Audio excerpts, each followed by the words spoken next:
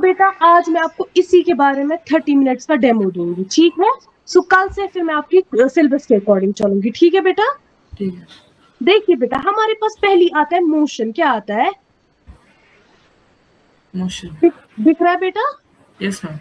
तो हमारे को पता है मोशन क्या होता है।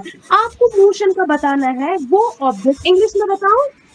When an object changes its position with respect to its environment, then it is said to be in motion. Very nice example बेटा आएगा a car moving on a road, a bird flying और even the earth rotating, उसको हम बोलते हैं motion, ठीक है बेटा।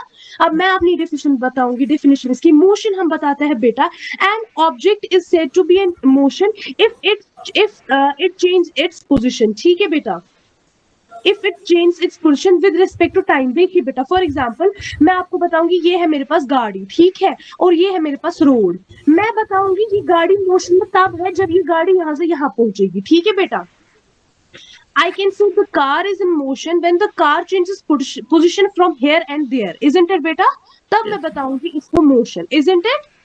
मैं आगे चलूं। उसके बाद हमारे पास चलो मोशन का तो हो गया। अब मैं आपको बताऊंगी यहाँ पे जो मेरे पास टाइम आता है। टाइम क्या होता है? टाइम पता है क्या होता है? आप मुझे बता सकते हैं? मैं भी आपको बताऊंगी बट फर्स्टली आपका मैं सुनूंगी। मैम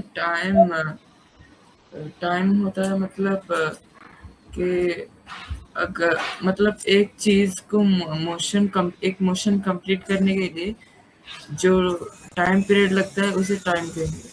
हाँ यू कैन से। और हम टाइम तब बता सकते हैं, time is the measure of duration, ठीक है बेटा। ये ड्यूरेशन का होता है, ठीक है।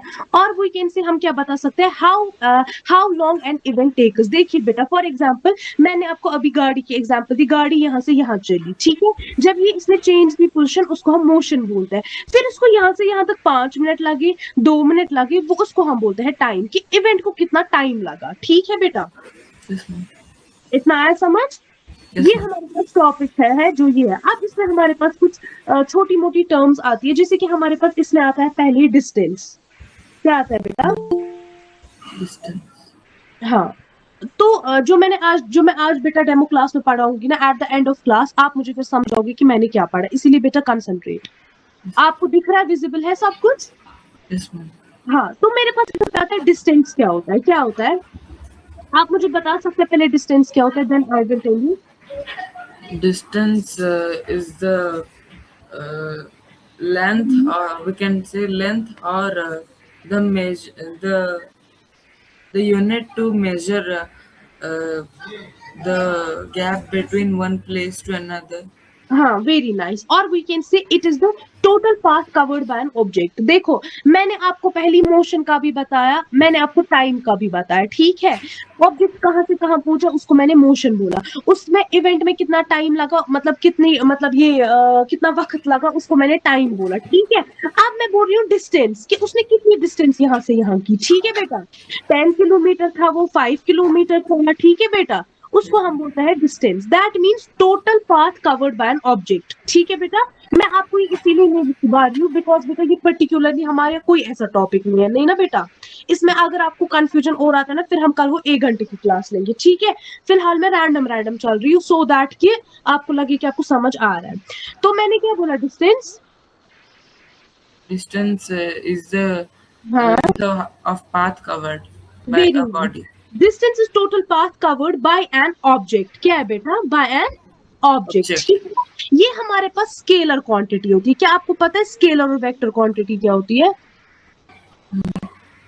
स्केलर क्वांटिटी पता है क्या होता है? No ma'am. ओके बेटा at the end of the class मैं आपको समझाऊंगी स्केलर और वेक्टर क्वांटिटी, ठीक है।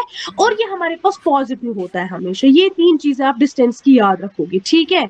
इट्स अ हायर नॉलेज, ये आपको आगे जाके 9th 10th में मतलब लगेगा, बट फिर भी मैं आपको कंसेप्ट दूंगी, ठीक है। तो डिस्टेंस का मैंने बोला it's the total path covered by an object. Second thing मैंने बोली it's the scalar quantity, and third one is it's always the positive, ठीक है बेटा।